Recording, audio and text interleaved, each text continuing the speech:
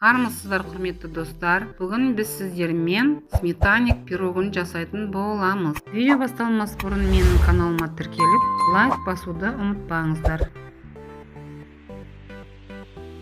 Бізге керегі ұн, қаймақ, жұмыртқа, сары май, шекер және қопсытқыш. Бірінші қопсытқышты алып ұнымызға араластырып аламыз. Оның үстіне шекерімізді саламыз. Сары майымызды қосып араластырамыз. Қамырымыз песочный болып шығу керек. Оның үстіне жұмыртқамызды салып араластырамыз. Міне біздің қамырымыз дайын болды. Дайын қамырымызды енді целлофанға салып, тоңазытқышқа 30 минутқа қойып қоямыз.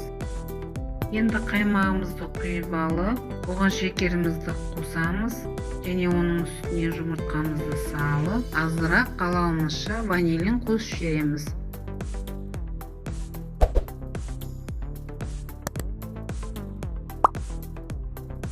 Енді формамызға қамырымызды салатын боламыз.